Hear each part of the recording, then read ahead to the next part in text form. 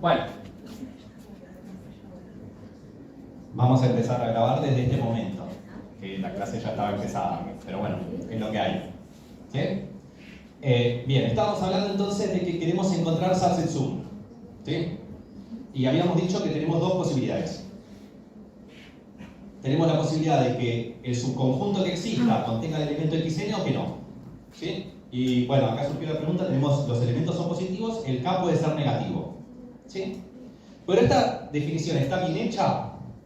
La respuesta es que sí, porque fíjense que el n siempre se decrementa por lo menos en 1. El n es positivo porque es una cantidad, y eventualmente llega al 0. ¿Ok? El k puede terminar siendo positivo, negativo o 0. Si es 0, tenemos la respuesta, ¿sí? Eso es lo que habíamos discutido. ¿Ok? Esto está bien en papel. No lo vamos a implementar. No lo vamos a poner en una computadora. ¿Ok? Pero por ahora está bien en papel. ¿Sí? ¿Se entiende cómo está la definición recursiva? ¿Sí? Entonces, nuestro primer paso en programación dinámica, siempre repasando nuestra recetita, es tener una definición recursiva. ¿Estamos bien? Después tenemos que chequear algo.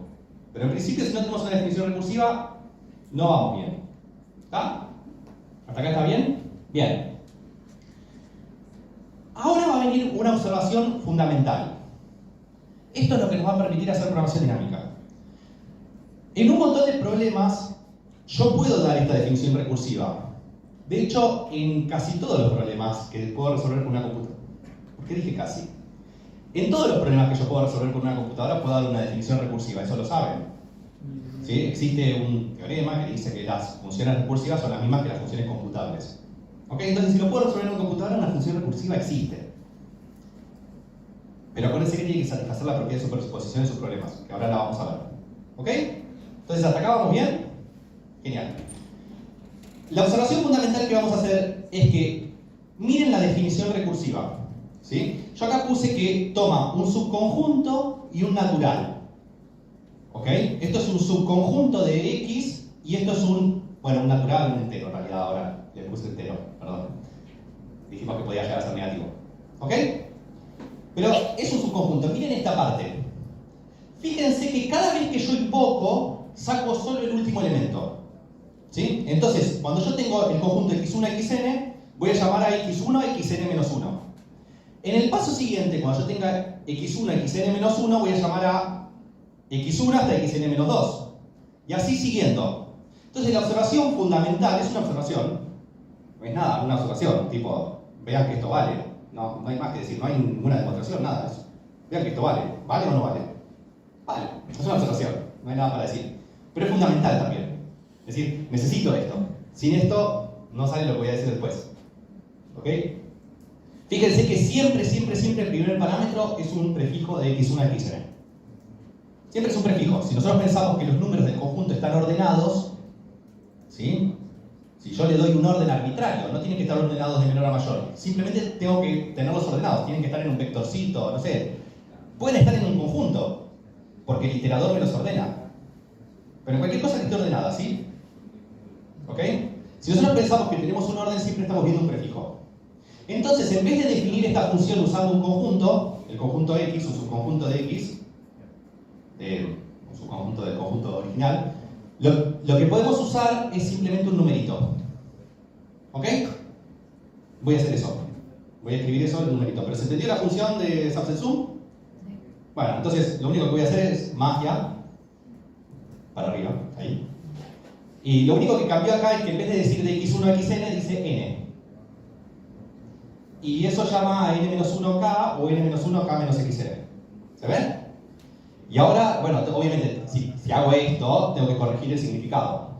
Ya no tomo un subconjunto. Entonces dice ss de nk es verdadero cuando existe un subconjunto de x1 hasta xn que suma exactamente k. Y la idea es la misma, porque no cambió nada. Simplemente hice un reemplazo de una variable por otra. ¿Sí? ¿Se ve? ¿Estamos bien hasta acá? Sí. Entonces tenemos una definición recursiva. Esta es nuestra definición recursiva. Y este paso fue importante. No me lo voy a saltear. Ahora voy a contar por qué este paso fue importante. Y este es un paso que no debería ser. Es el de atrás. Este es un paso que hace que yo pueda aplicar programación dinámica y en otros problemas no. No voy a mostrar uno en el que no sabe programación dinámica, después si alguien se queda con las dudas me lo pregunta y doy un ejemplo negativo. Pero quise dar ejemplos positivos en esta parte de la clase, ¿sí? En esta clase. ¿Ok? Pero hay veces que no puedo aplicar programación dinámica. ¿Ok? Porque no satisface lo que viene acá. Bueno, vamos al paso 2, entonces tenemos nuestra función. Es una función recursiva. ¿Ok? Cualquiera que haya hecho algún curso con funciones recursivas, algún curso de, qué sé yo, digamos, programación funcional, debería estar en condiciones de hacer una función recursiva. Quizás esta no es tan fácil, pero es una función recursiva. Tiene más que eso. Bien. Entonces, acá la copié de nuevo, es la misma función recursiva, ¿sí? La voy a dejar siempre acá arriba. Es la misma, es para no perderme. ¿Ok? Entonces, yo esta función recursiva la puedo implementar directamente en C++. ¿Ok? Ahí está implementada en C++. Y es bastante cortita, ¿no? No sé si se llega a leer ahí, pero lo que vamos a hacer es básicamente escribir exactamente esto. Digamos, si n vale 0, tenemos que hacer algo y si no, tenemos que hacer otra cosa. ¿Ok? Pero yo voy a ponerle una mini optimización, ya que me lo dijeron, creo por ahí ya me lo habían dicho, es que si los números del conjunto son positivos, ¿sí? Los números del conjunto son positivos, ¿ok? O son no negativos, nunca positivos, nunca, una vez que el k valga menos que 0, yo ya sé que puedo devolver, que no voy a poder sumar eso, ¿ok? Entonces nada, le pongo una mini optimización ahí, no sirve para nada, pero si el k vale menor o igual que 0, pero me hace más corto el programa, solo por eso. Si el k vale menor que igual que 0, retorno si el k vale 0, si el k vale 0, seguro que voy a poder sumar un conjunto que sume 0, porque el vacío va a estar, ¿ok? ¿Sí? Entonces, cambié un poquito la definición. Porque pasa en la implementación, nada más que por eso. Ok, me queda más cómodo.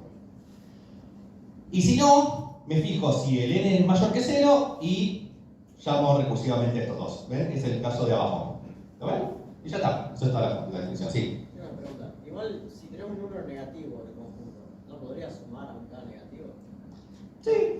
Pero ni me voy a molestar por eso y lo voy a necesitar para lo que viene después. Pero esa optimización funciona solo si los números que están juntos son todos positivos. Sí, la estoy usando por eso. Pero los números son positivos, ¿sí?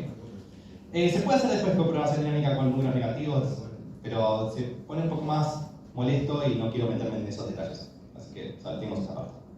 Bien, pero ¿cuál es la complejidad temporal que tiene este programa, este algoritmo? ¿Cuál es la complejidad temporal? Y bueno, a ver, ¿qué pasa?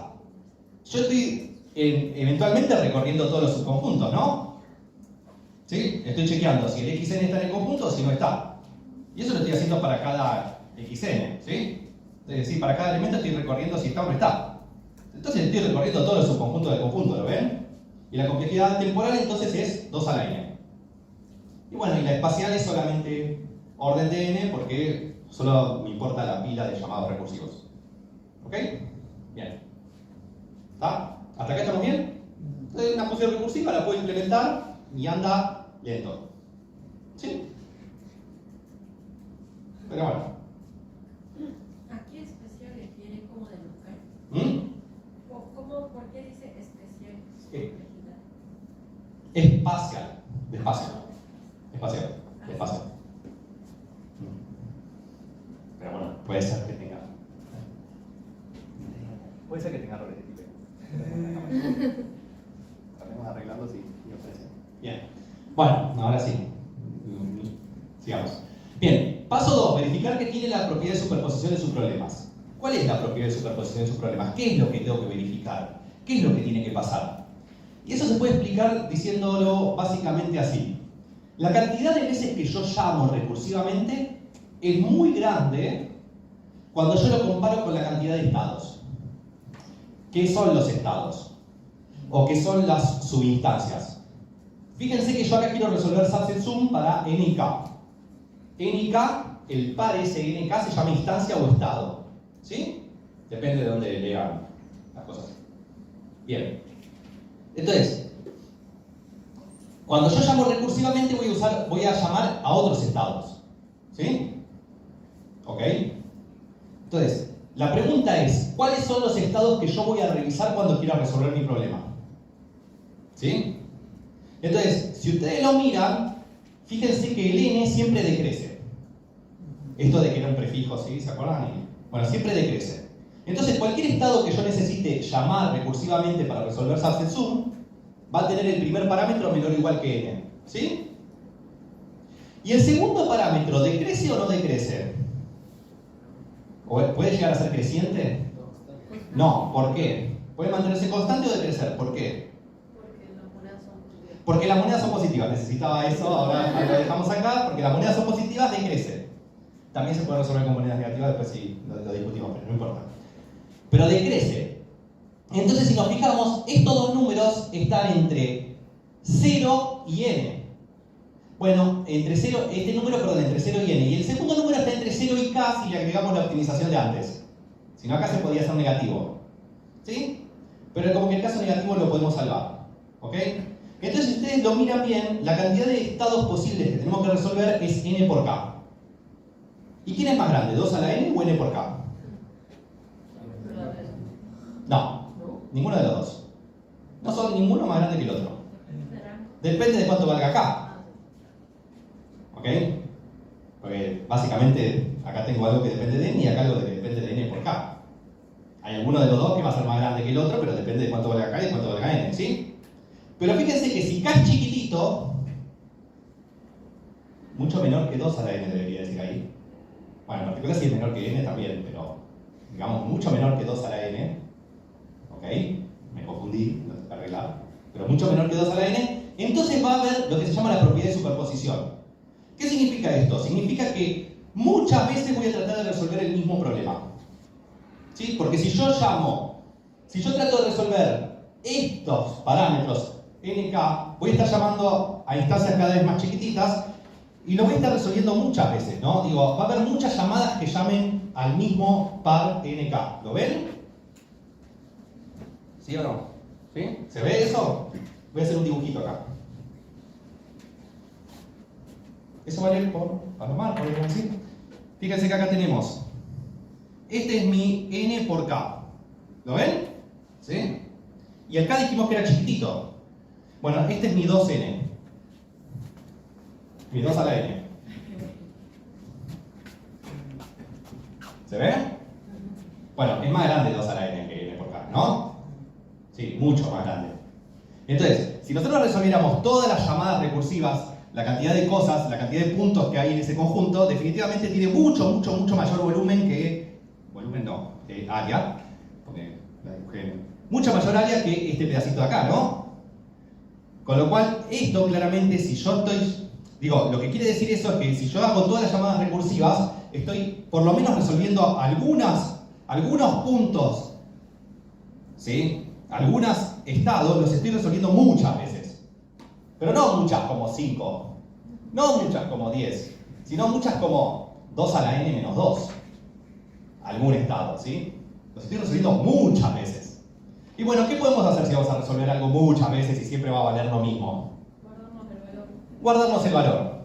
¿Eso lo vieron? ¿Cómo se llama? Memorización. Bueno, se llama memorización o se puede llamar caché, ¿sí? En otros contextos, ¿sí?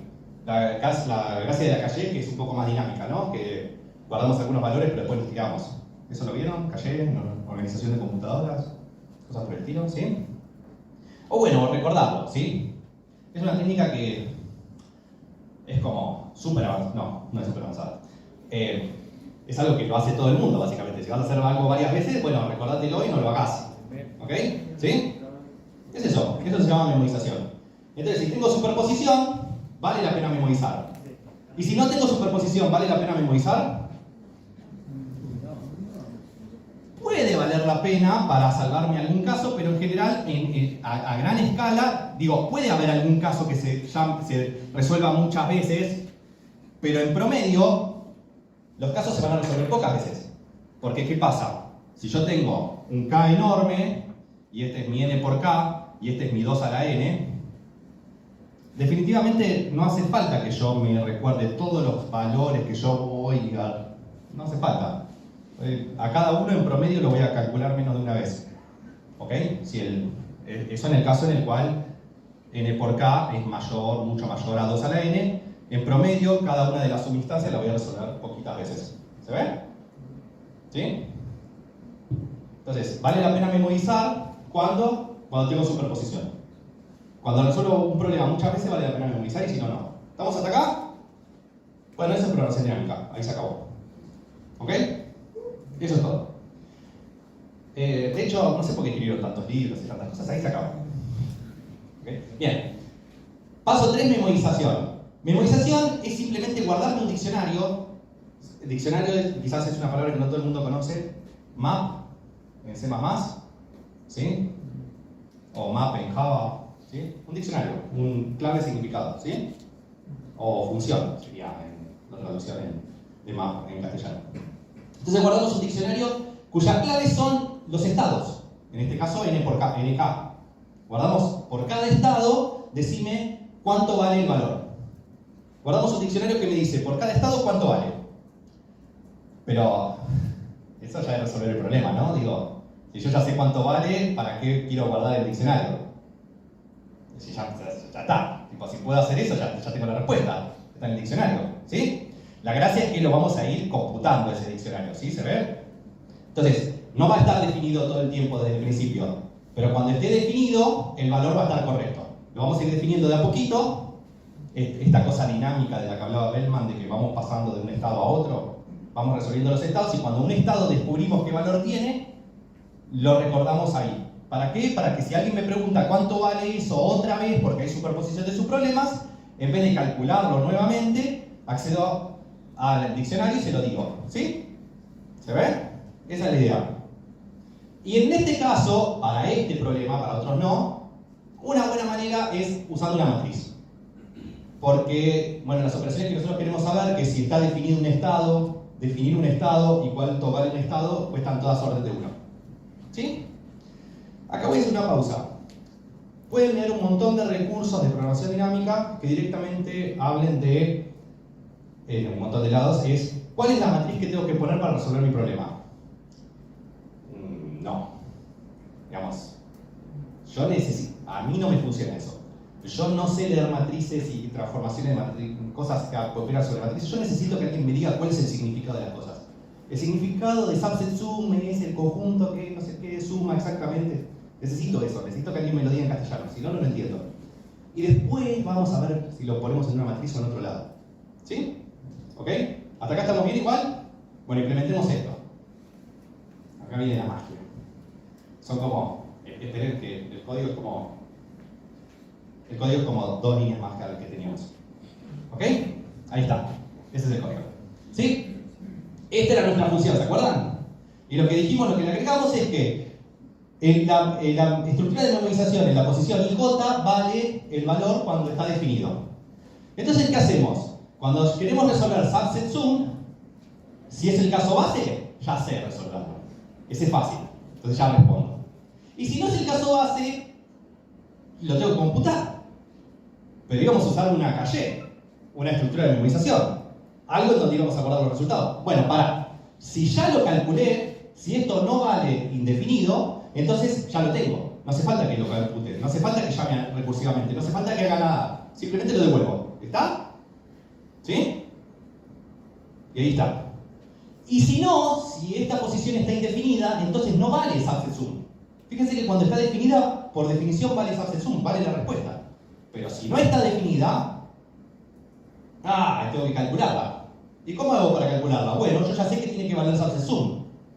Y subset sum sé que tiene esta definición recursiva. Entonces hago eso directamente. Digo, bueno, la posición NK es llamar a subset sum como hacía antes. Es exactamente la misma definición recursiva que tenía antes. ¿Sí? Ahí podrías agregarle un monitor. Sí, puedo hablar del monitor. No sé si puedo hablar del monitor. Voy a intentar. Apretando un botón podía. No. Ahí un botón. ¿Cuál es el botón? Ahí hay El segundo. ¿El segundo? Subiendo. ¿Este? Subiendo el segundo. Ay, no. No, esto no. Subiendo el segundo. Subiendo abajo. Está bien. ¿Desea salir de Notes? No guardar, sí. Desea salir de Notes. No me gusta Notes. No sé qué es Notes. Y ahora, más. Ahí. ¿Ahora se ve? Sí. Perfecto. Genial, gracias. Si ya está definido, listo, lo devolvemos. ¿Sí? Acá hay un detalle, yo usaba booleanos antes y ahora necesito 3 valores, verdadero, falso e indefinido. Entonces hay un pequeño detalle que el indefinido vale -1. No lo puse, pero en algún lado dice que el indefinido vale -1 más adelante. Entonces, bueno, nada, en vez de usar los booleanos, pregunto si vale igual a 1 o igual a 0 o si es -1, ¿sí? Necesito 3 valores. ¿Ok? No me salgan cosas hacker de que el 0 es falso y los otros son verdaderos y cosas por el estilo, porque a mí esas cosas no me funcionan. Entonces yo pongo, yo ya les dije que no sé. Yo no competí nunca, ¿sí? Entonces, yo no hago el código de gente de competencia, no sé si lo ven. Tengo como otro estilo. Un poco más verborrágico, digo. Como que no estoy apurado por resolverlo.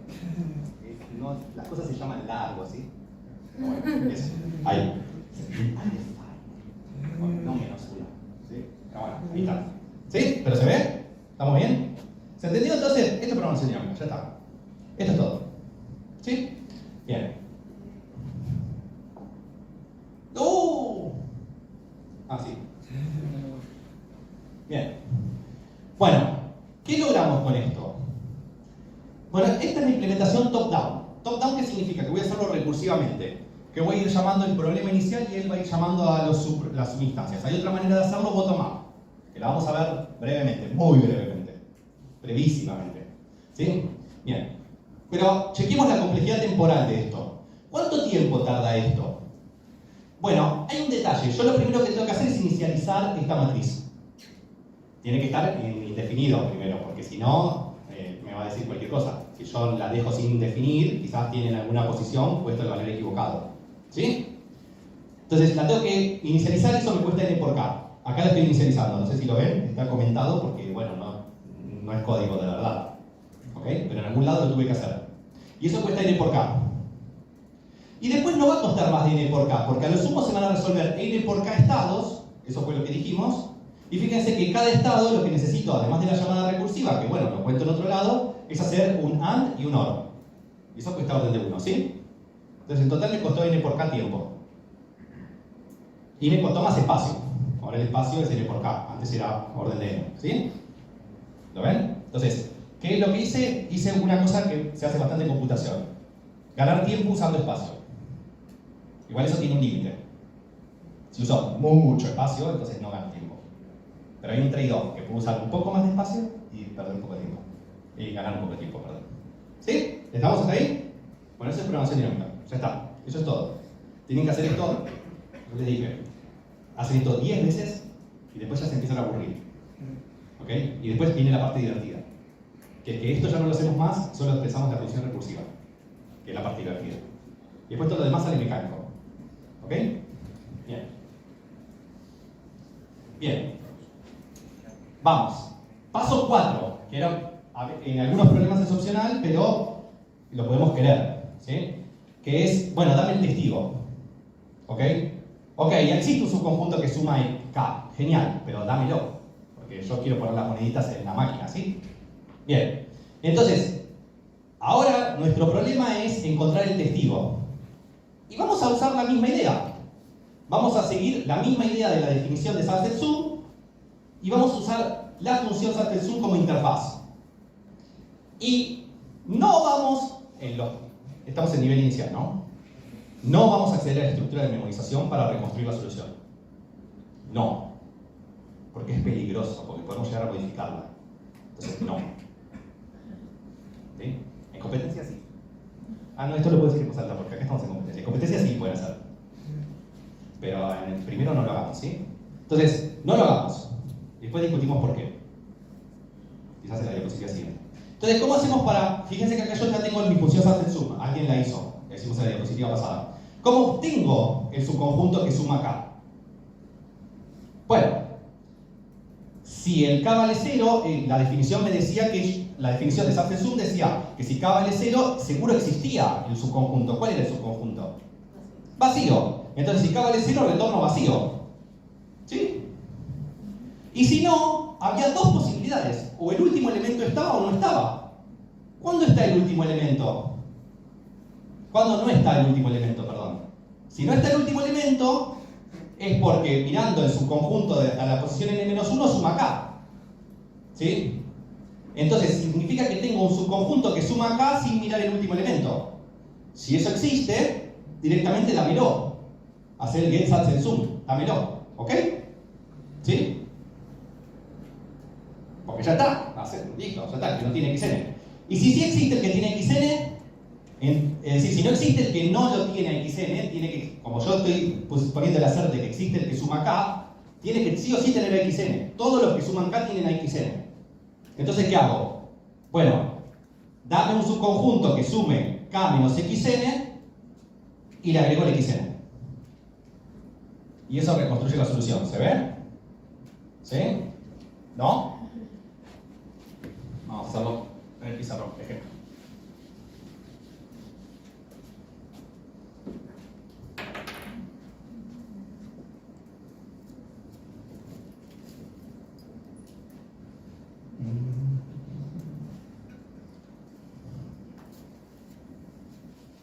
Existe un subconjunto que sume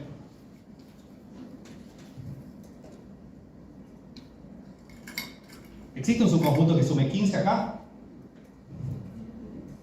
¿Existe o no existe? Sí. ¿Cuál? 7, 12.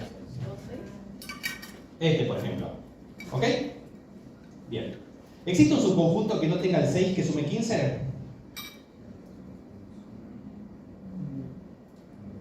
No, ¿no? Bien. Entonces, ¿cuál es la primera pregunta? La primera pregunta es, ¿existe un subconjunto que no tenga el 6 que suma 15? No. No existe. Yo si lo pregunto, ¿existe un subconjunto con los primeros 4 elementos? ¿Existe un subconjunto hasta acá que suma 15? Va a decir no. Entonces, ¿qué va a decir? Va a decir, bueno, dame un subconjunto. Entonces tiene que existir un subconjunto hasta acá que sume 11. ¿Sí? Bueno, dame ese subconjunto que suma 11. 11 no, 9. Dame el subconjunto que suma 9, que me lo va a dar. Me va a dar 7, 2. ¿Sí? No sé cómo lo hace, porque esa es la magia de la recursión. En realidad sí sé cómo lo hace. Lo hace exactamente igual que como lo dije hasta ahora. Pero la magia de la recursión me lo va a dar, y yo a ese le sumo el 6. Le agrego el 6. Yo obtengo el resultado, ¿lo ven? Bueno, esa es la magia de la recursión. Si yo preguntara con el K igual 9 en este conjunto, preguntaría, ¿existe uno que no contiene el 4? Y me diría que sí. Y entonces se lo pediría, bueno, dámelo, y me daría el 7, 2. ¿Lo ven? Y así funciona. ¿Sí? Bien. Sí. Una consulta. ¿Y por qué este método no como que mezcla soluciones? Porque podrían haber dos soluciones y... Yo estoy buscando una. O sea, pero si se mezclan mal, ¿por qué no se puede? Era 3, 7, 2... Habían dos soluciones ahí también. Como, ¿por qué no se mezclan cuando se muestran? No, porque yo le estoy pidiendo dame una. Y si vos te fijas, digo, por hipótesis inductiva me da una. Y yo le agrego lo que necesito. ¿Sí? Fíjate que cuando existen dos soluciones, puede ser que exista una solución que lo tenga y otra que no. Pero si existe una que no tiene el elemento, me va a devolver esa, va a ser el return y no va a continuar con el resto del código. La otra la va a ignorar. Si quisiera contarlas todas, sí, tendría que ver los dos casos. Pero no estoy contando todas. ¿Sí? ¿Se ven? ¿Ok? ¿Sí? Bien, ¿cuál es la complejidad de este código? La complejidad temporal, no la de escribirla. La de escribirla no mucho. ¿Sí? Bueno, ¿cuánto cuesta este código? El problema de este código es que está llamando a subset sum. ¿Lo ven? Y subset sum costaba. Y lo estoy llamando muchas veces. Pero si se lo ponen a pensar, subset sum tiene dos costos diferenciados. El costo cuando necesita computar algo y el costo cuando accede a la caché. Cuando necesita computar algo cuesta. Pero después una vez que lo computó siempre devuelve lo mismo, en orden de 1. ¿Lo ven?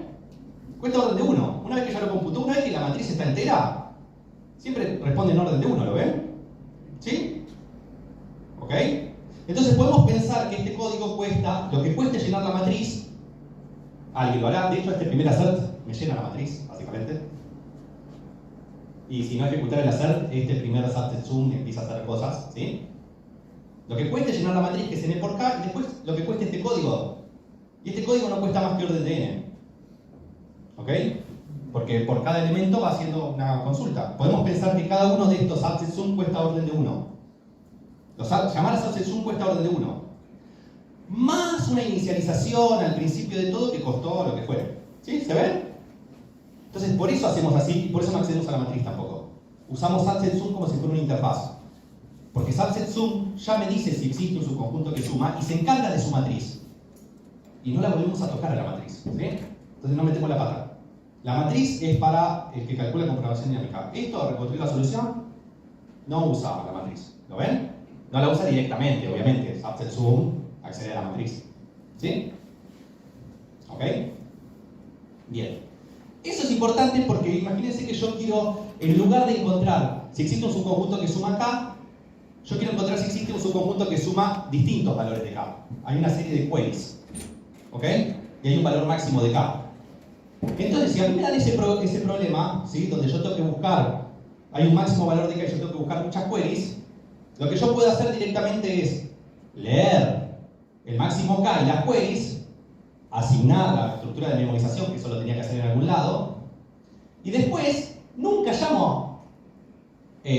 Después, simplemente preguntar si existe un subconjunto que suma K, llamo al subconjunto que suma K. Pero fíjense que yo acá no autorizo la matriz, directamente accedo a las cosas y ya. ¿Okay? Y muchas veces incluso me puedo salvar en la llamada de esto, porque get subset sum ya medio que la hace. Pero bueno, acá me pedía la cert. Si no estaba la cert, iba a fallar, ¿sí? Si no había lo que sume K. ¿Se ve cómo se usa después el programa? Y yo puedo llamar muchas veces, y no que va a recomputar todo cada vez que yo llame. Lo computo una sola vez y después accede. Yo respondo queries, cada una de esas queries en orden de 1. Más lo que me costó llenar la matriz, pero la voy a llenar una sola vez, que va a costar n por máximo K. ¿Se ve? Está bueno eso. Por eso no accedemos a la matriz, porque después si borro la matriz empiezo a hacer lío. Sí. Una consulta: cuando tenemos varias queries y la llenamos con el máximo K, esto va a responder si podemos sumar el máximo K. Hasta el máximo K. Hasta el máximo. Porque fíjate que mi definición recursiva, nunca nos olvidemos, era muy importante esto, ese de cualquier cosa, este es un K, no es el máximo K, dice verdadero si existe un subconjunto que suma K. El K puede ser más chico. Es más, puedo preguntar para subconjuntos más chicos, puedo preguntar si algún prefijo suma lo que quieras. Y va a estar toda esa información estaba. Hay un montón de información en esa matriz. ¿Ok? Y fui muy lento. ¿Sí? Sé que fui muy lento. Ya casi se está terminando el tiempo y recién vamos por el primer ejercicio. ¿Qué hace function assert? ¿Assert? ¿Esta assert? ¿Esta de acá? Si esta condición es falso, explota el programa. Eso hace. ¿Se acuerdan que la contó Agustín? Y que dijo que esto era para que si hay un bug, que salte acá. Por ejemplo, si yo acá me olvidaba de poner el subset sum, iba a explotar. Porque yo le estoy pidiendo, dame un subconjunto que suma acá. Y me iba a decir, no existe un subconjunto que suma acá. Pero en vez de ponérmelo así, me iba a decir, ¡prah! Me iba a explotar todo. ¿Sí? En lugar de dejarlo pasar y decirme, sí, quizás existe. Porque, no sé, acá había un pedazo de memoria que valía 1. Y, no sé, estaba de otro programa que había corrido antes. Y no sé, ahí estaba. ¿Ok? Entonces, o mejor. ¿Sí? Bien. Les dije que estoy yendo un poco lento. Pero me parece fundamental si esto se entiende. ¿Esto hasta acá se entendió? Entonces, tratemos de seguir la receta cuando tengamos que hacer programación dinámica. Definición recursiva. Si yo no tengo la definición recursiva, muchas veces a mí me vienen a preguntar, che, tengo este problema, este programa de programación dinámica, que qué sé yo, y me muestran un código que no entiendo nada. Y les digo, bueno, pero ¿qué es lo que estás tratando de hacer? No sé, llenar la matriz con no sé qué. Yo no entiendo. Como puedo tener muchos años. Demasiados. Cuadruplico en edad a algunos de los que están acá. Porque bueno, sí, me mataste. Pero nada, igual a pesar de todo eso, yo no lo entiendo. ¿Sí? Yo no leo código. Entiendo ideas. Entonces, es importante esa idea. ¿Sí? ¿Va hasta acá? Bueno, veamos un código reto. Para contarles. Voy a pasar muy rápido con esto. Y si no se entiende, mala suerte. Esto es avanzado. ¿Sí? Este es el bottom-up. ¿Cómo hacemos bottom-up? La idea es, ¿vieron que nosotros estamos viendo desde la raíz hasta las hojas? Si nosotros pensamos en el árbol de recursión, nosotros estamos llamando a la raíz. Bueno, hacer bottom-up es empezar completando las hojas, los valores de las hojas, e ir moviéndome de las hojas hacia la raíz.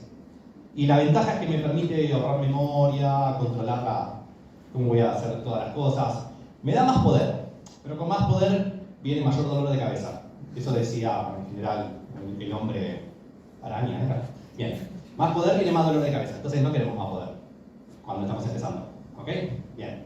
Entonces, Pero bueno, si uno quisiera hacerlo, uno simplemente recuerda que si nosotros tenemos la estructura de memorización, vale lo mismo, tiene que valer lo mismo que lo que vale la función, entonces podemos hacer algunas derivaciones. Por ejemplo, la matriz, cuando vales i y j valen 0, va a ser verdadero, porque chequeo y da verdadero. Cuando i vale 0 y j vale mayor que 0, va a dar falso, porque lo chequeo. Y en los otros casos, cuando el i vale mayor que 0, puedo decir que esto vale igual a esto, que vale aplico la función, que vale de nuevo la matriz. Entonces tengo una relación entre la matriz y la matriz. ¿Ok? Bueno, eso es lo que va a hacer programación dinámica. Lo que va a ir diciendo es, vamos completando la matriz desde i igual 0 hasta arriba de todo. ¿Ok? Y en todo paso, en el paso i mayor que 0 solo necesito el paso anterior. ¿Ok? Y lo que hace es eso. Básicamente se define acá, en vez de tener toda la matriz, tiene solo el pedazo de k. En vez de tener toda la matriz, tiene solo una fila. Y va fila por fila, llenándose. Y hace una cosa rarísima. ¿Quieren leer esto? Miren, eso es horrendo. Así es como la gente programa en competencias. No se entiende. Esto se lo digo porque cuando uno va a chequear por primera vez un ejercicio de programación dinámica, si no lo entienden, yo tampoco, digo. No es que, esto, digo, si no hay una idea, no se entiende. ¿Ok? Entonces lo que hacemos es completar fila por fila la matriz e ir completando las columnas. Pero voy a reutilizar la misma fila de la matriz antes, la misma fila que completé antes para completar la que viene. Y entonces no me tengo que pisar la cola. Es decir, básicamente, si ustedes miran esa definición, dice que cuando yo estoy completando la fila I, la posición K, yo necesito una fila anterior de una posición anterior de la fila anterior. Pero yo voy a estar usando esto y esto, lo voy a estar usando en el mismo espacio de memoria. ¿Por qué? Porque quiero ser bien asqueroso el programa. Digamos, por eso. Porque podría usar dos. ¿Sí? El del paso anterior y el del paso de ahora y no tener problemas. Pero no, quiero ser bien asqueroso y usar uno solo. ¿Ok? Porque sí, así bien hardcore, digamos. Y entonces lo que hago es, recorro en este sentido, porque yo sé que si recorro en este sentido, cuando estoy analizando esta posición, esta se corresponde a la de la iteración anterior. Si recorriera del revés la matriz, me pisaría la cola. ¿Ok? Nada, si no entendieron, después lo chequeamos. Pero digo, ¿qué pasa? Tengo que tener cuidado de cómo recorro, tengo que tener cuidado con los índices, porque acá estoy accediendo a un índice que se va de fuera de la matriz. En el otro caso me lo resolvía el caso base. Acá no accedas afuera de la matriz. Y bueno, obviamente este código es horrendo, pero tiene espacio de acá. Muy rápido, no importa, pasémoslo. Nada, estoy a punto de enfermarme. Digo, yo no puedo seguir viendo este código. ¿Puedo pasarlo? ¿Sí? Bien, genial. Pero bueno, si alguien quiere se puede hacer mejor. Bien, veamos un ejemplo un poco más divertido. ¿Sí? Nos queda poco tiempo, pero veamos un ejemplo más divertido. El problema del viajante de comercio, ¿quién lo escuchó nombrar? Es el problema de optimización combinatorial. El caso de éxito, no se resuelve con programación dinámica en la vida real. Es el caso de éxito por el cual vendemos que podemos resolver problemas NP completos de verdad. Este es un problema NP completo. ¿Alguien sabe lo que eso significa? Nadie conoce un algoritmo eficiente para resolverlo al día de hoy, que resuelva todos los casos. Pero es el caso de éxito. Es como te muestro una ciudad una localidad de 100.000 ciudades y hago que un camioncito visite todas las 100.000 ciudades y vuelva al inicio y te muestro ese tour y tipo consigo subsidios, cosas por el estilo. Bien. Es decir, nada, es un caso de éxito de investigación operativa, ¿okay? De optimización combinatoria. Nosotros vamos a ver la versión de programación dinámica, pero ¿cuál es la idea? La idea es que tenemos un camioncito que parte de un depósito que está ubicado en un vértice llamado 1. ¿Sí? Ese camioncito sale de un depósito que está en un vértice, en un grafo llamado 1. Ya me dijeron que saben qué es grafo o gráfica, y entonces voy a usar eso. Antes no lo puse ahí porque no sabía si sabían. Y ese camioncito debe visitar a todos los clientes. Para los que saben de grafos, tiene que hacer un circuito hamiltoniano. ¿Sí? Tiene que visitar a todos los clientes y volver al depósito. ¿Ok? Y bueno, existen muchas maneras de recorrer a todos los clientes y volver al depósito. Por ejemplo, puedo empezar en La Matanza e irme hasta San Isidro a visitar a un cliente y después, no sé si se ubican o no, pero eso sería lejos. Y después de San Isidro volver a La Matanza a visitar otro segundo cliente y después de La Matanza volver a ir a San Isidro a visitar otro cliente y ya ven que eso no está bueno, ¿no? Digo, mejor visito primero los de La Matanza y después los de San Isidro. ¿Ok? Y eso va a ser menor costo, ¿sí? Entonces tengo que buscar cómo recorrer a todos minimizando el costo. ¿Sí? Y el problema viene de que eso lo hacía un viajante de comercio, pero al día de hoy mejor que pensemos en un camión de delivery, ¿no? ¿Sí? No sé si siguen existiendo los viajantes de comercio, existe el chiste de XACD, de que uno quiere resolver el problema de viajante de comercio y está matándose y el otro está usando eBay. ¿Ok? Entonces búsquenlo después. Bien. Entonces, pero sí sigue pasando para un montón de empresas de logística que tienen que llevar camiones y visitar a todos los clientes. ¿Ok? Y quieren minimizar el costo de eso. Entonces podemos pensar que tenemos una matriz que me dice cuál es la distancia entre cada par de clientes, cuánto me cuesta visitar un cliente después del otro, ¿sí? Y lo que yo quiero es encontrar una permutación de los clientes que minimice la distancia recorrida y que termine en el depósito, ¿sí? ¿Ok? Más allá de los chiricuelos, ¿se entiende? Quiero encontrar una permutación de cómo voy a visitar a los clientes de manera tal de minimizar las distancias, ¿sí? Y bueno, hay generalizaciones. Está el viajante de comercio con ventanas de tiempo, en donde a los clientes les tengo que visitar en algún horario. O tengo también los problemas de ruteo de vehículos que habían preguntado, que es cuando en vez de tener un camión, tengo una flota de camiones. ¿Sí? Y quizás los camiones tienen capacidad y los clientes tienen ventana de tiempo y bueno, adivinen que existen variantes de esto. Eso significa muchas. ¿Ok? ¿Sí? Bien. Genial. Bueno, vamos a resolver el problema del viajante de comercio rápidamente. Y ahí están los 4 pasos juntos. ¿Ok? Ahí están los 3 pasos juntos, perdón, los primeros 3. Formulación recursiva. Voy a llamar TCP de ID. No voy a decir de dónde la saqué. Créanme que esto funciona, porque me queda poco tiempo. Al mínimo costo de visitar algunos clientes de 1 hasta N, empezando por el vértice, por el cliente I. Es decir, yo voy a pensar que voy visitando los clientes de A1 y estoy parado en el cliente I. Y ya visité a algunos clientes. Entonces voy a crearme esta función TCP/IP que dice cuál es el mínimo costo dado que yo empiezo en el vértice I y ya visité los clientes que están en B. ¿Ok? Imagínense que es algo así.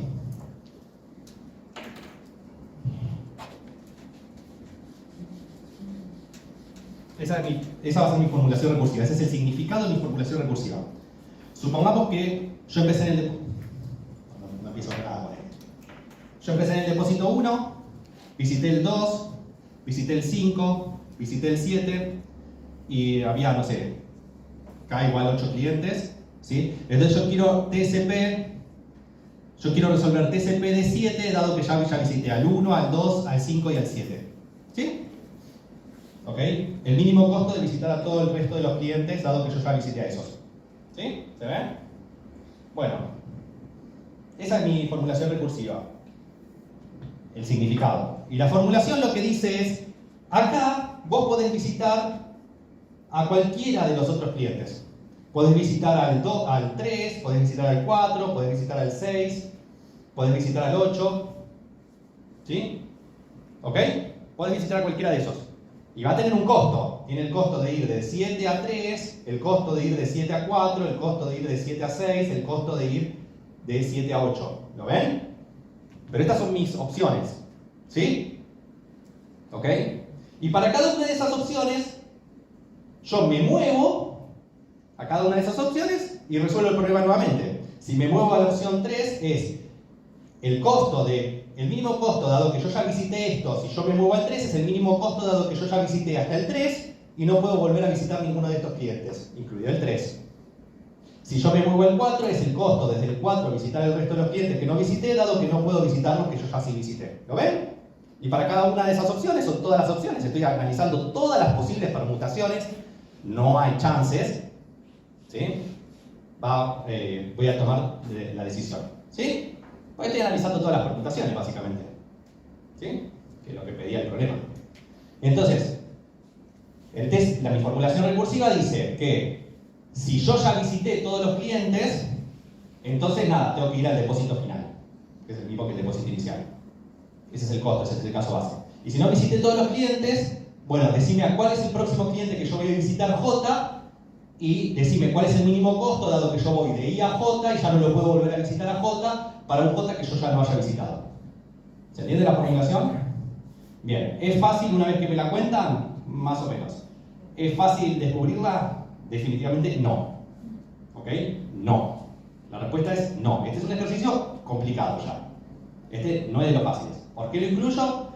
Porque me gusta el viajante de comercio. Nada, punto. ¿Ok? Bien. Y además por esto, ¿tiene la propiedad de superposición de sus problemas? La respuesta es que sí. Porque la cantidad de llamados recursivos que yo tendría que hacer, dado que estoy analizando todas las permutaciones, es n-1 factorial. El menos 1 es porque el depósito no lo tengo que permutar. Eso es que va al final. ¿Ok? ¿Sí? O al principio, depende de cómo lo quieran ver. Sin embargo, la cantidad de estados posibles es, para este primer parámetro tengo n posibilidades, cualquiera de los vértices. Y para este segundo parámetro tengo un subconjunto, 2 a la n. Entonces tengo n por 2 a la n. ¿Y saben qué? Este es más chico que este, por más que sea exponencial. ¿Ok? El exponencial es más chico que el factorial. Mucho más chico. Por más que el problema siga siendo un bajón. ¿Ok? Porque sigue siendo exponencial. Pero bueno, por lo menos es mucho más chico. ¿Ok? Entonces, ¿qué voy a hacer? Voy a guardar una estructura de memorización, que yo ya sé, siempre lo mismo. Es un diccionario cuyas claves son los estados y cuyo significado es el valor. ¿Ok? Voy a guardar eso. Siempre lo mismo. Solo tendría que decir cómo lo implemento.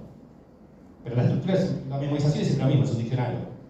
¿Y cómo lo voy a implementar? Voy a usar un vectorcito para el primer elemento que me guarde todos los conjuntos que yo visité en un conjunto. ¿Sí? Podría hacer otras cosas bien feuchas que se suelen hacer en competencia. Yo no la voy a hacer. ¿Sí? ¿Por qué usa un pixel para el vértice? Ah, y después, el vertex set, el subconjunto de vértices, va a ser un bit set. Y acá viene un detalle, que es que este problema es exponencial. Con lo cual no voy a resolverlo más que para n igual a 64. No voy a ni siquiera llegar a n 64. Entonces, como nunca voy a visitar más de 64 vértices, bueno, uso un bit set, porque es fácil. ¿Ok? ¿Sí? Estos problemas en general se resuelven para muy pocas distancias muy chiquitas. ¿Sí? Salvo que uses otra técnica y qué sé yo, que justo es el caso de éxito. Yo ya dije que puede resolver para casos muy grandes, pero bueno, no con este algoritmo. ¿Sí? Bien. ¿Estamos hasta acá? ¿Más o menos? Más o menos. Con que se vayan con la idea estamos bien, ¿sí? Bien. Entonces lo implemento. Entonces tengo el óptimo del TCP, que hace eso mismo. Escribe acá la función recursiva. Aunque ustedes no lo crean, esto es la función recursiva. Dice, si yo ya visité a todos, retornar la distancia desde i hasta el 0. Esto. Solo que ahora va en base 0, no en base 1, porque bueno, nada. C++. Bien. Y si no, ¿sí? Lo que voy a tratar de hacer es, para todos los j desde 1 hasta el tamaño de la matriz, voy a hacer el d y j más el óptimo, dado que yo ya visité al j. Esa es la función recursiva. Y lo demás es ponerle la programación dinámica, ¿sí? ¿Ok? La estructura de memorización. ¿Que cómo hago? Trato de insertar el elemento, y si logré insertarlo es porque no estaba definido. Así pusiera C++. Uno inserta en un diccionario y le responde, mira, sí, lo pude insertar, eso significaba que no estaba. O me dice, no lo pude insertar, eso significaba que ya estaba. Entonces, si lo pude insertar, entonces es porque no lo estaba computado, lo tengo que computar.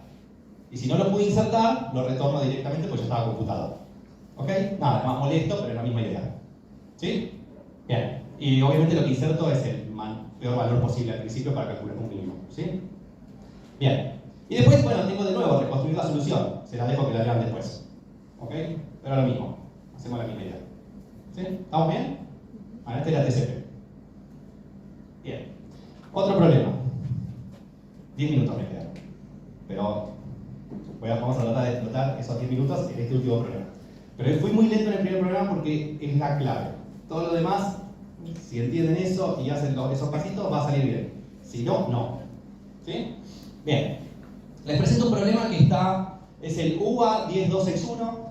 UA es otra página de competencias como para entrenar, como Codeforces. ¿Sí? Y bueno, este es el problema 10261. Y el problema resumido dice algo así. Yo tengo un vector y un número natural. ¿Sí? Y estos vectores representan unos ciertos tamaños. Nada, no importa. Y lo que yo quiero encontrar son dos subconjuntos que sean un prefijo del vector. ¿Sí? Fíjense que la unión tiene que ser un prefijo del vector. ¿Sí? Y que los dos subconjuntos sumen menos que k y que el tamaño sea lo máximo posible. ¿Ok? Ejemplo. Supongamos que me dan este vectorcito, 7, 4, 15, 1, 10, ¿lo ven? Y me dicen que los dos subconjuntos que yo tengo que hacer no suman más que k. ¿Estamos bien hasta ahí? Entonces, una posible solución es, en el primer conjunto pongo al 7 y en el segundo pongo al vacío. ¿Eso es solución? No es la mejor, pero es una solución. O vacío también. ¿Es una solución? Sí. Porque es un prefijo y suman 0 ambos. ¿Puedo poner al 7 en el primero y nada en el segundo? ¿Eso es una solución? Sí. ¿Puedo poner al 7 en el primero y el 4 en el segundo? ¿Es una solución? Sí. Y acá hay otra solución que dice poner el 7, el 4 y el 1 en el primero y el 15 en el segundo. Veamos si chequea si satisface las condiciones. Si yo uno de estos dos conjuntos, ¿es un prefijo? Sí, porque es 7, 4, 15, 1. ¿Ok? Y ninguno de los dos suma más que 20. ¿Estamos de acuerdo? ¿Podría haber agregado yo después el 10? Bueno, no hay manera de agregar el 10. ¿Lo ven? No hay manera de agregarlo ni acá ni acá. E incluso no hay manera de agregarlo si nosotros reordenamos las cosas. No hay forma, ¿sí? ¿Podría yo después haber agregado el 1? Y no, porque tiene que ser un prefijo a la unión de estas dos cosas. Entonces, sí o sí, para agregar este 1 tengo que agregar primero el 10. ¿Se ve eso del prefijo? ¿Sí? Lo tengo que ir agregando en orden. ¿Sí? Si quieren saber, el problema decía que estas son cosas que tienen que entrar en un ferry. Y son tamaños de autos. Y nada, estos forman una línea y el auto este tamaño 1 no puede pasar por encima del de 10. Y no hay espacio para que se corra para el costado del paso. ¿Ok?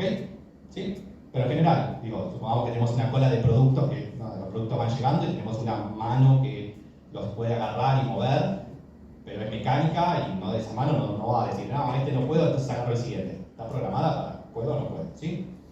¿Ok? Y no sabe lo que viene detrás. ¿Se entiende el problema? ¿Sí? Bien, acá tenemos otro ejemplo, ¿sí? Que podemos poner el 10 en uno, el 10 en otro, el 1 lo mando acá, el 4 lo mando acá, el 1 lo mando acá, el 2 lo mando acá y el 6 ya no puedo. ¿Se ve? Entonces lo que venga después ya no me interesa. ¿Se entiende el problema? Bien. ¿Ideas? Bueno, como dije va a ser expositivo, así que la costumbre es preguntar por ideas. No pueden tirar la idea directamente. ¿Ok? Bien. Voy a mi primera solución. Mi primera solución es la solución ingenua. La solución time limit exceeded. ¿Ok? Sí, tenía que mostrar un time limit exceeded para que vean que hay algo que hacer. Entonces mi primera solución dice, yo voy a definir f y xy y xy es el máximo, la máxima cantidad de cosas que yo puedo insertar a los conjuntos, ¿sí? El máximo sufijo que yo puedo lograr, prefijo mayor o igual que y, ¿sí? Dado que yo tengo una capacidad x en un primer conjunto y una capacidad y en el segundo conjunto, ¿sí? Entonces yo voy agregando de a uno y eso me va consumiendo las capacidades. La capacidad de un conjunto y la capacidad del otro, ¿sí? Y entonces yo voy agregando a cada uno de los conjuntos, ¿ok? Y quiero llegar a obtener lo máximo posible, ¿ok? Entonces va el dibujo.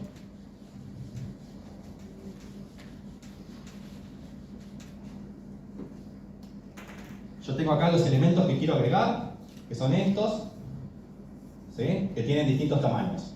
Y acá yo tengo dos líneas, que ya están, bueno, no tengo ninguna líneas, ya no tengo tinta. Y tengo que, hasta acá yo ya ocupé un pedazo, y hasta acá yo ocupé otro pedazo en cada una de las líneas.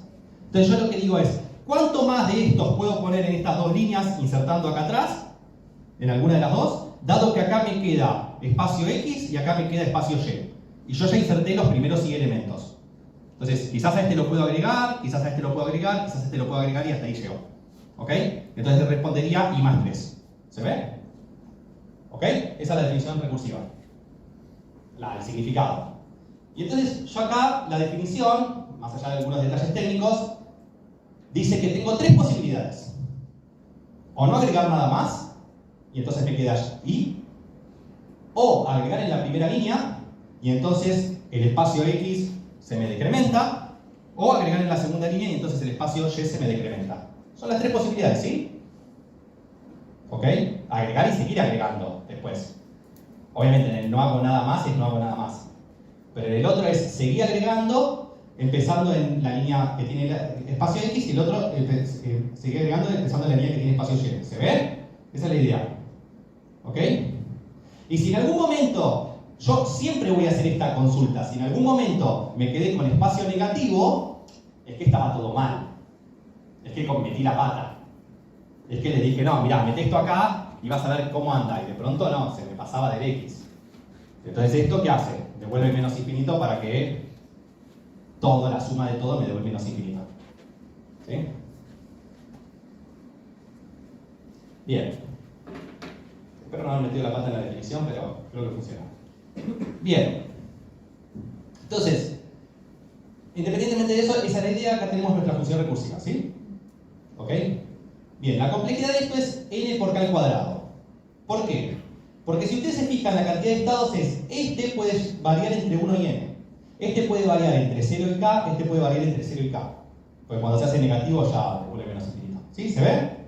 Y computar cada estado me cuesta orden de 1, porque es hacer un máximo entre 3 cosas. ¿Ok? Entonces, si yo paso esto a código, más allá de que, obviamente, ejercicio para ustedes, pasar esto a código, de pasarlo 1000 veces esto a código, porque así se aprende programación dinámica, y yo estoy diciendo muy rápido, pero yo ya me doy cuenta rápidamente que eso vale n por k al cuadrado. ¿Sí? El tiempo. ¿Lo ven? ¿Estamos bien? Bien, eso me da time limit exceeded. ¿Por qué? Porque resulta que en este problema el n vale a lo sumo 100 y el k vale a lo sumo, no sé si se da cuenta, 10.000. 10.000. Entonces, si n por k al cuadrado da 10 a la 10. Operaciones en peor caso. Y eso es mucho tiempo. ¿Ok? Entonces no termina. ¿Ok? Pero bueno, es una definición recursiva y sí satisface la propiedad de superposición de sus problemas. ¿Sí?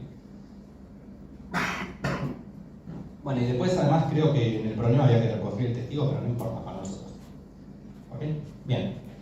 ¿Qué podemos hacer? Ok, tenemos nuestra definición recursiva y no funciona. Bueno, esta es la parte creativa, ¿sí? No todas las funciones recursivas funcionan. No todas dan en el tiempo. ¿Qué es lo que podemos hacer? Hay un pequeño detalle, un pequeño gran detalle. Vayan pensándolo.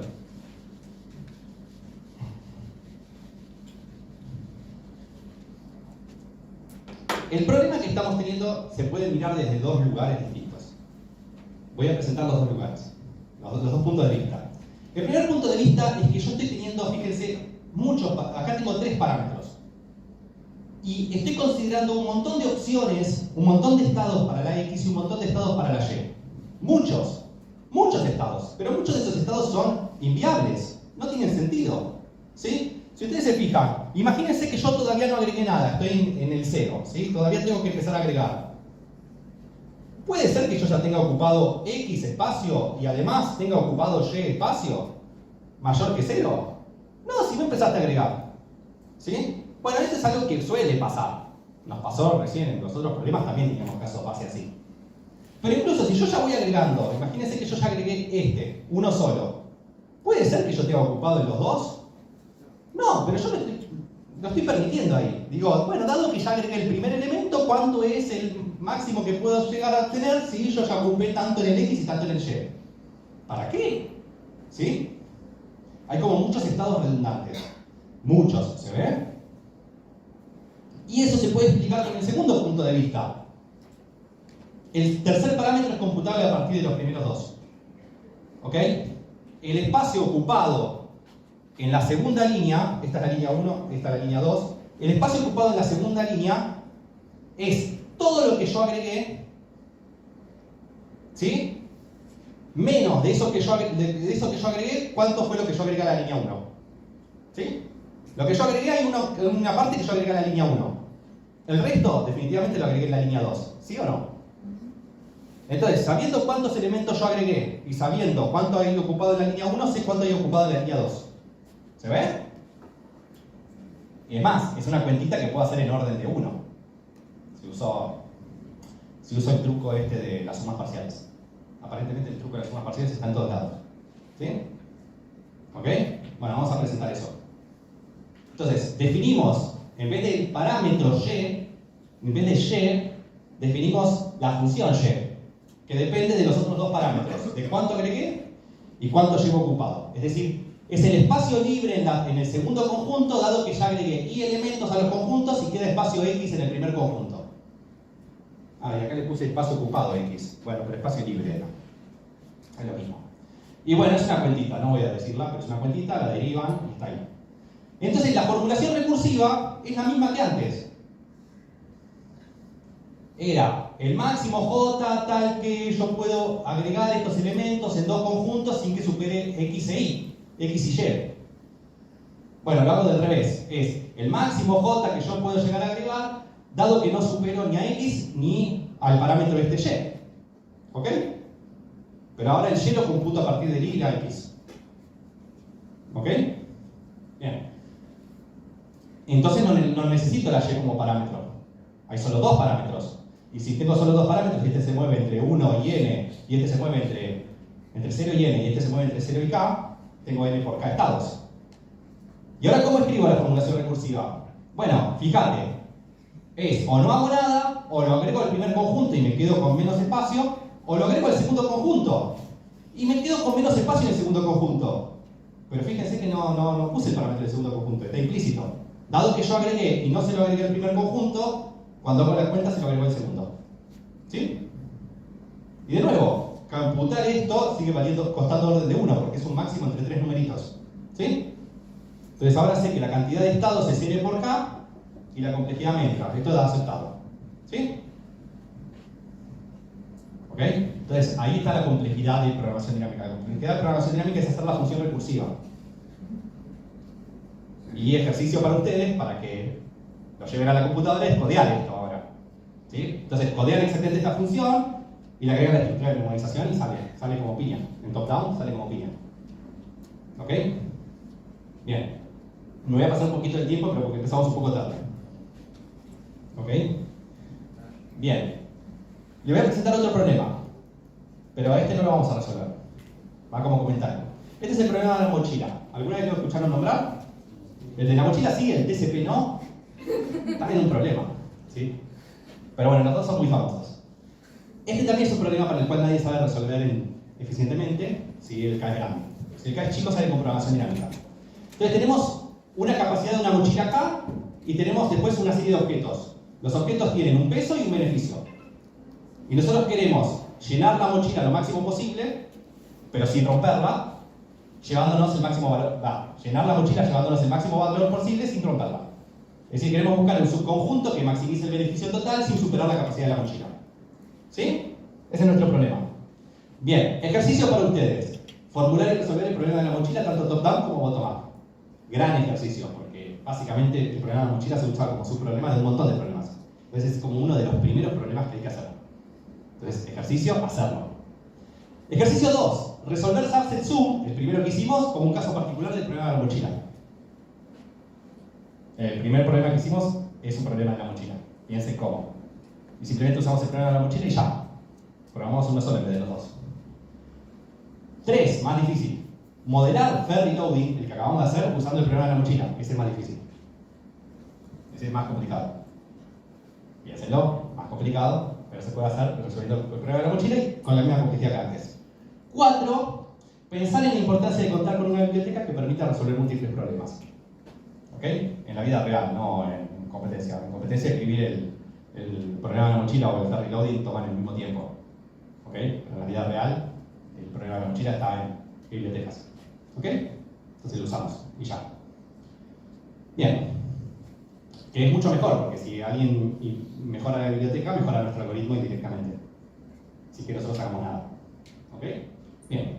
¿Este lo puedo pasar? Solo lo conté porque era un problema muy famoso. Bien. Otro problema para ustedes. Si me quedaba mucho tiempo lo iba a resolver, y por eso quería empezar antes, pero bueno, no empezamos antes, entonces no lo voy a resolver. ¿Sí? Este es un ejercicio difícil para encontrar la función recursiva. El ejercicio, si quieren, búsquenlo, es el UVA 10237, Bishops. Básicamente la pregunta es, quiero encontrar la cantidad de maneras en las que puedo ubicar K alfiles en un tablero de ajedrez sin que ningún alfil amenace a ningún otro alfil, como el de las reinas. ¿Ok? Pero esta vez alfiles. En vez de reinas, alfiles. ¿Sí? Y quiero contar la cantidad de formas. Bueno, sale con programación dinámica en tiempo n cuadrado, creo. O n por k. ¿Sí? Piénsenlo. Difícil, esto es difícil. A mí, que yo no soy tan rápido en estas cosas, lo que me ayudó fue esto. Separar el tablero en blancas y negras, porque las blancas, los alfiles que están parados en blancas nunca atacan a más que cosas que están en blanco y no en negro. Así que separo el primero en dos. Después roto el tablero en pi sobre 4. Es decir, a mí me molesta que el tablero esté así porque las diagonales, los alfiles atacan en diagonal y me molesta pensar en diagonal. Entonces, a mí, particularmente a mí, pero yo soy medio lento para estas cosas, yo lo tengo que rotar. Y cuando lo roto, entonces las diagonales parecen filas o columnas. Y entonces yo ya soy más feliz. Porque a mí lo otro me complica. ¿Ok? Es decir, si a ustedes les complica, a mí también. Digo, no sé si a ustedes les complica, pero a mí sí. Y lo otro que hago es agarro el tablero y lo cierro por la mitad. ¿Ok? Agarro el tablero y lo cierro por la mitad. Porque eso me permite hacer una función moviéndome de izquierda a derecha, que significa como si yo me moviera de los dos extremos a la vez hacia el centro. Bueno, en realidad del centro hacia los costados, pero no. Bueno, ahí puedo escribir una función recursiva. Solo escribo la función recursiva y una vez que tengo la función recursiva ya está. Gané. Piénsenlo. Difícil, este es difícil. Bastante difícil. Pero bueno, nada, vamos a la training camp, entonces viene difícil. Bien, lo voy a resolver, pero no me da tiempo. Bien, a modo de resumen, importante, cosas para resumir. La receta de nivel inicial, que no la pudimos grabar, pero ahora va a estar. Lo primero que tenemos que hacer es una formulación recursiva con superposición de subproblemas. La formulación recursiva de superposición de subproblemas van juntas, porque básicamente la formulación recursiva es la que tiene la propiedad. Entonces tengo que hacer una que tenga la propiedad. En general, la que se te ocurre tiene la propiedad. Lo que termina pasando, como en los ejercicios, es que quizás no tiene la complejidad que necesito. Paso 2. Chequear la complejidad, que es la cantidad de estados y el costo de calcular cada uno de los estados. El costo de calcular cada uno de los estados no tiene por qué ser orden de 1. Entonces quizás yo hago una formulación que tiene propiedad de superposición de subproblemas porque cada subproblema cuesta una locura resolverlo. Bueno, no, esto tampoco me va a funcionar. Después memorizar los estados parciales, pensar qué estructura de memorización pongo. Y si necesito reconstruir el testigo, y por favor, practiquen no acceder a la estructura de memorización para hacer eso. Cuando lean el código de un montón de gente que se presenta a competencia, van a hacer eso. Van a entrar a la estructura de memorización y listo. Pero si ustedes lo pueden describir sin la estructura de memorización, se lee mejor. Y a mí me importa cómo se lee. A mí, que yo no competí, pero a mí me importa cómo se lee. En competencia no. Entonces en competencia vale todo. Hagan lo que quieran. ¿Ok? Pero para pensarlo en la vida no. Cuestiones avanzadas. Bueno, podemos hacer programación dinámica bottom-up. No me metí mucho con eso. Pero si ustedes entienden la top-down, pasar a bottom-up termina siendo fácil. Si ustedes quieren empezar con bottom-up sin entender top-down y simplemente viendo cómo llenar una matriz, es muy difícil de aprender programación dinámica. Tipo, es muy difícil. Literalmente tienen que ver la matriz. A ver, chiste, pero tienen que ver la matriz. Bueno, pero si lo tengo que explicar ya perderé la gracia. Bien. Bueno, hay distintos tipos de ejercicios de programación dinámica comunes, ¿sí? Distintos tipos, y después hay distintos problemas, como knapsack, el problema del vuelto, etc. Y bueno, en la clase avanzada, si quieren después de mirar esta, pueden, si la grabaron, mirar la clase avanzada, a ver qué pueden sacar, pero ya se pone un poco complicado.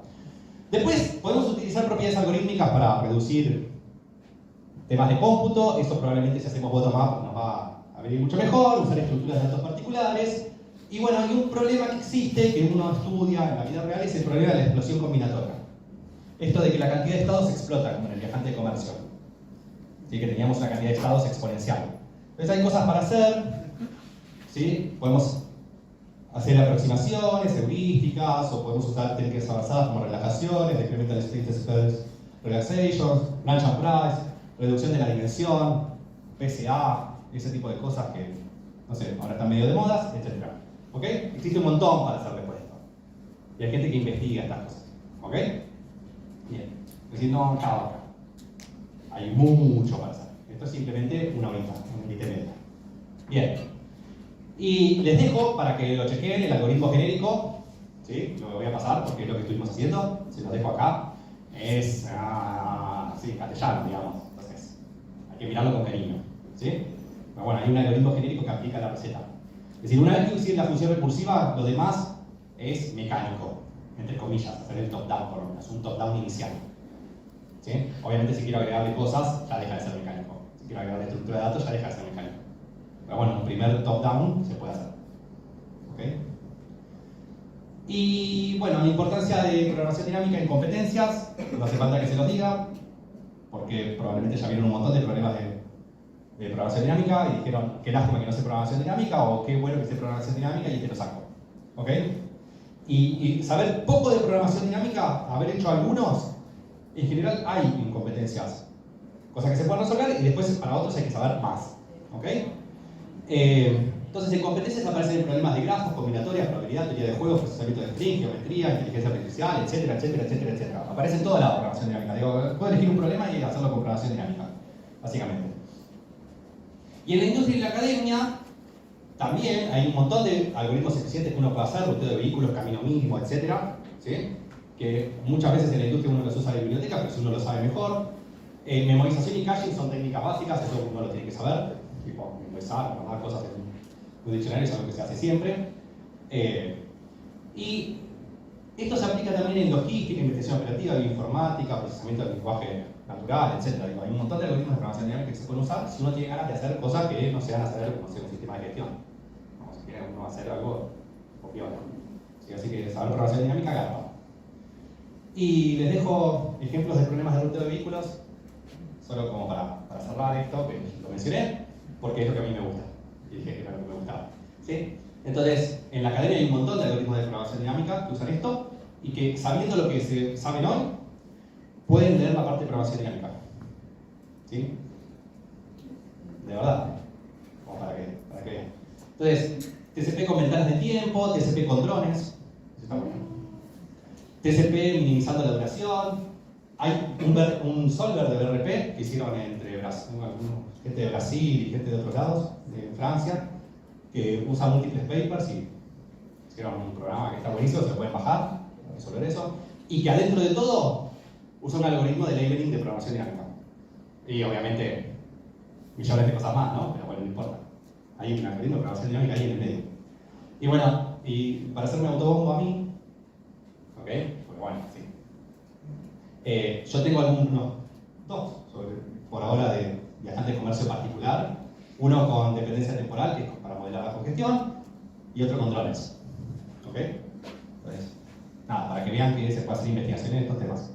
¿Ok? Programación dinámica es un tema que se investiga en un montón de lugares. Y bueno, me pasé un poco del tiempo, pero bueno, vamos a empezar a dar. Y se destrozó todo TT. Eso es todo.